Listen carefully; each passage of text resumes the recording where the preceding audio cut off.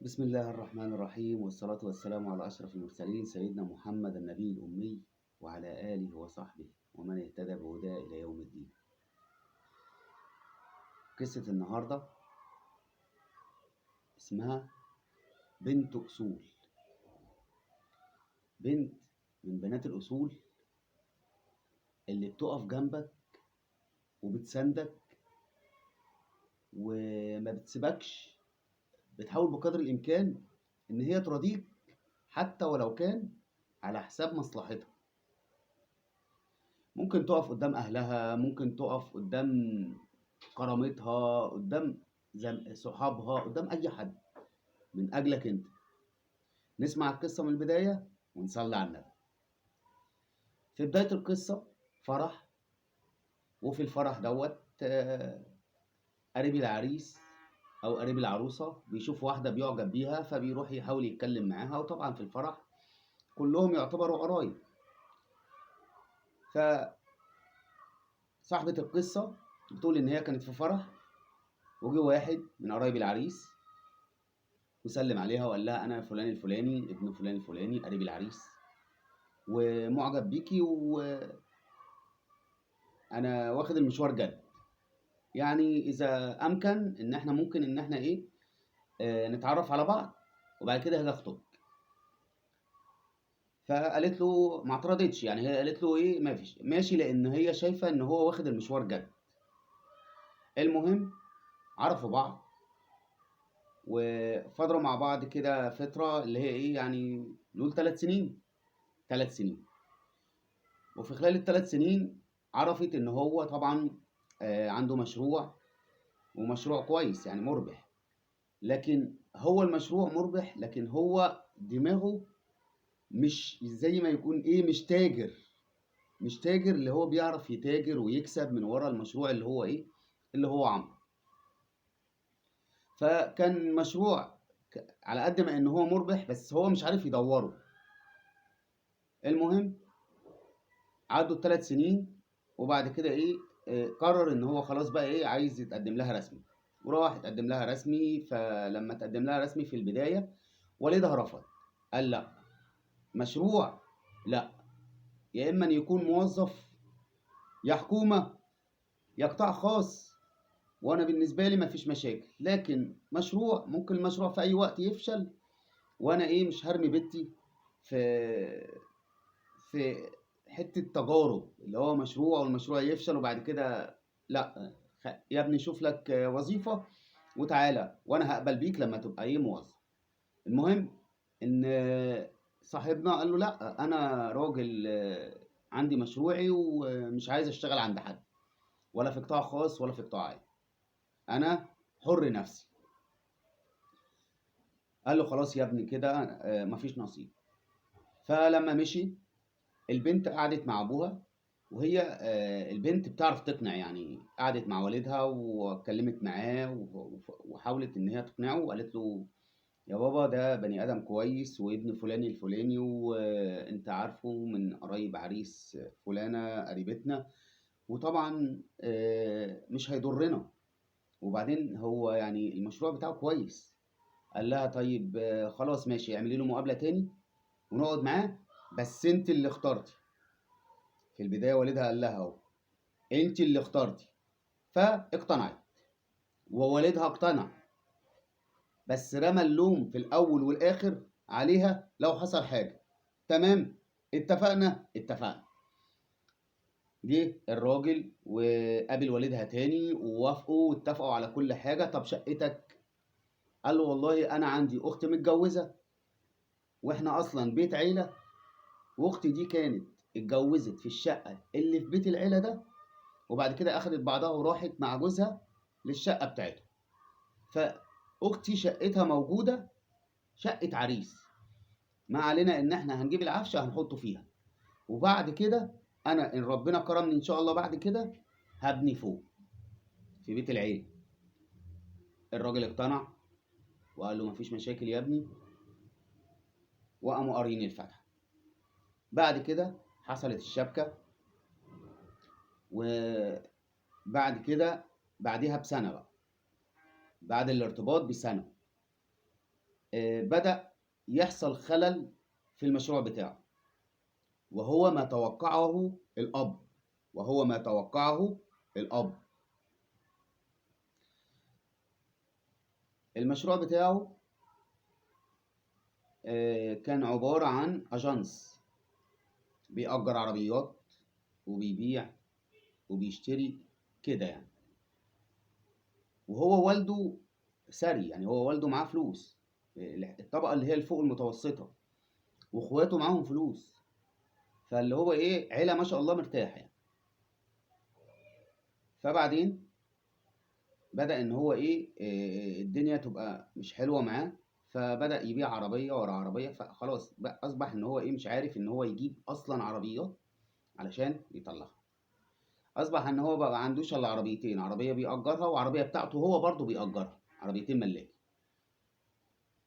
فجت عربيته هو عملت حادثة، راح لوالده وقال له العربية عملت حادثة وبتاع. قال له انت كل شوية تعمل مشروع ويفشل، وعربيتك دلوقتي. قال له انا مش هساعدك، من الاخر انا مش هساعدك. فراح لاخواته، اخواته قالوا له نفس الكلام، احنا مش هنساعدك. فاضل مين؟ فاضل خطيبته. فراح قام اتصل بخطيبته، قال لها انا عايز اقابلك ضروري وتقابله. قال لها المشوار ان عربيتي عملت حادثة وانا معيش يكمل علشان تصليحات العربية. هي اللي هي بقى ايه، واقفة جنبه بكل الامكانيات، معنويا وماديا، ولو مفيش فلوس ممكن تبيع اي حاجة. فساعتها ما كانش معاها فلوس. قالت له انا مستعدة ان انا ابيع الذهب اللي معايا اللي انت جايبهولي، بس اوعدني ان انت بعد كده تجيبهولي تاني علشان شكلي قدام عيلتي. قال لها انا موافق. وبالفعل اخد الذهب وباعه وكمل وطلع عربيته.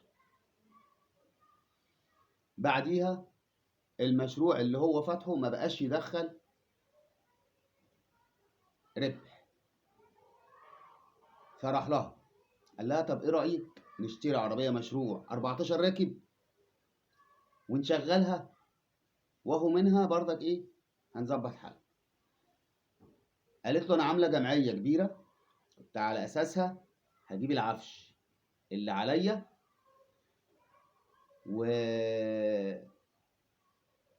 والجمعية دي خلاص هقبضها قريب. قال لها خلاص احنا نقبض الجمعية ونروح نشتري العربية، فلوسك على فلوسي، ويبقى ايه، مشروع مشترك. قالت له طب ما انا اقول لك حاجة، طب ما احنا نتجوز وبعد الجواز نفكر في المشروع ده. قال لها لا، احنا نعمل الاول المشروع وبعد كده نتجوز. قالت له طب انا دلوقتي احنا بعنا الذهب علشان العربية تتصلح، الذهب ما جاش، ودلوقتي الجمعية اللي انا عاملاها علشان اجيب بيها عفشي وحاجتي اللي هخش بيها، انت هتاخدها علشان تجيب مشروع، انت ضامن المشروع ده؟ قال لها ده انا ضامنه 100%. قالت له خلاص ماشي. وقبضت الجمعية البنت وقامت رايحة عاطيه له ايه، الفلوس. راح جاب العربية وبدأت العربية تشتغل. طب عدى كتير، عدى 3 سنين بعد الخطوبة. المهم جه قرر بقى خلاص بقى ان هو ايه، يخش بقى اللي هو ايه، خلاص كفاية كده. فهي بدأت الجمعية اللي هو خدها منها، عمل لها جمعية وفعلا عطاها لها، رد لها الجمعية تاني.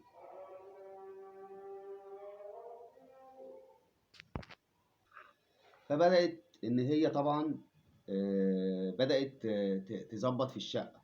هي مثلا عايزة تغير لون الشقة، البياض، هي الشقة معمولة بقى سيراميك تمام، الدنيا حلوة متوضبة، شقة عروسة ما عادتش فيها كتير، بس هي عايزة ايه، لون الشقة يتغير كده يعني. فبدأت ان ايه، النقاش يجي ويظبط حاله. طبعا هي اللي بتصرف، هي مش هي بتقول بقى شقتي وانا عايزه ايه اعملها على مزاجي، فانت خليك انت في مشروعك وانا هبدا ان انا ايه، مشروعي بقى ده مشروع حياتي. اي بنت بالنسبه لها مشروع حياتها هو الجواز يعني. المهم فبدات ان هي تظبط الشقة اللون اللي عاجبها، وبدأت إن هي إيه، آه، تشتغل شوية في الشقة، وبدأت إن هي تجيب عفشها. طب قعدوا في الكلام ده كتير، قعدوا بتاع حوالي 6 شهور، وخلاص بقى قربوا على إيه، على مشوار الدخلة اللي هو فاضل له إيه، شهرين ولا حاجة. يشاء القدر إن تحصل مشكلة لأخته المتجوزة اللي هي الشقة دي بتاعتها أصلا. فأخته تتصل بأبوه تقول له يا بابا أنا خلاص أنا هتطلق، والراجل ده انا مش طايقاه ومش عايز اعيش معاه، وعايز ارجع ايه الشقه بتاعتي. فقال لها ازاي ده اخوكي هيتجوز في شقتك؟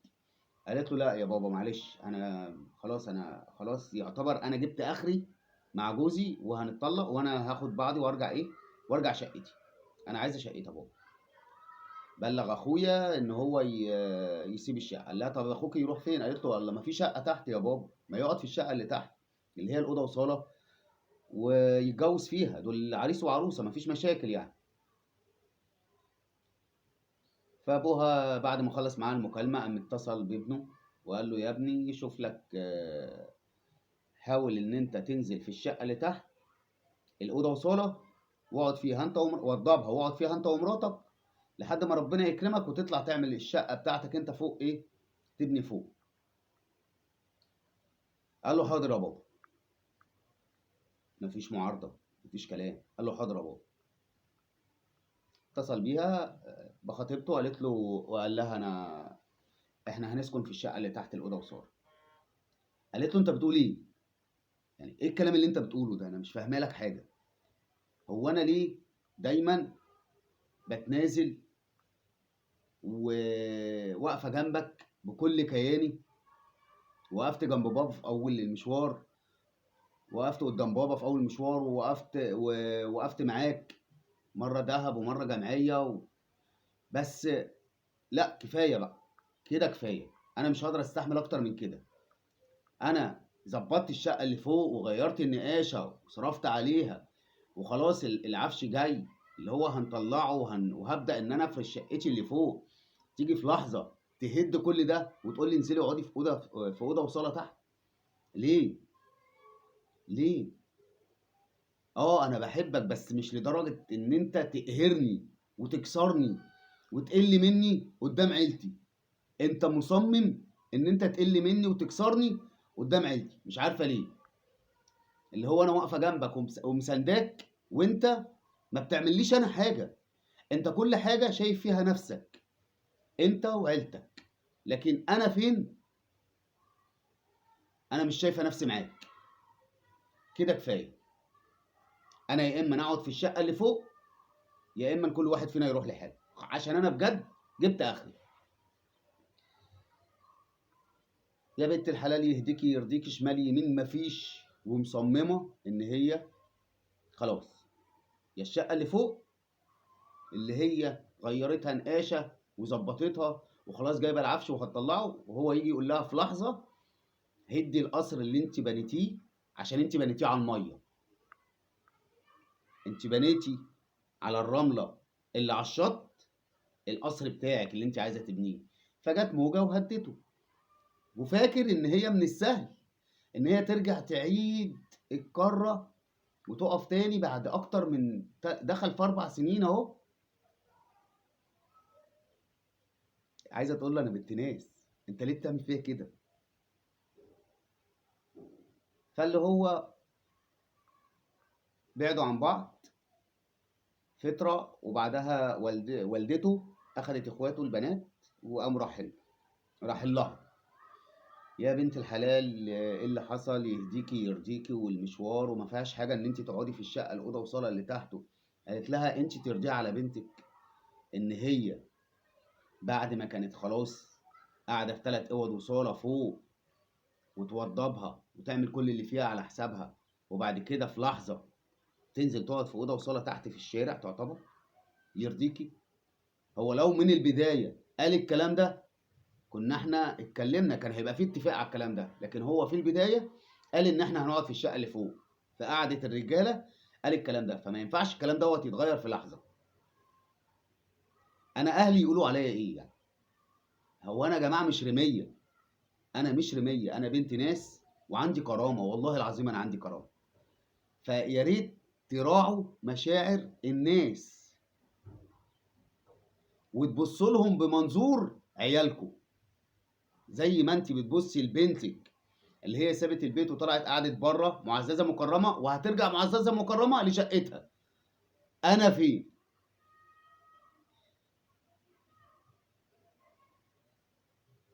مش هطول. الخطوبه اتفسخت وعطيت لها الدبله، قالت لها الدبله دي اديها لابنك وانا كده تمام،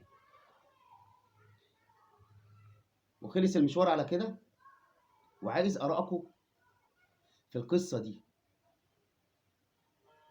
هي ذنبها ايه؟ ان هي وقفت جنبه وساعدته ماديا ومعنويا وما تخلتش عنه، وهو في الاخر بكل بساطه كده.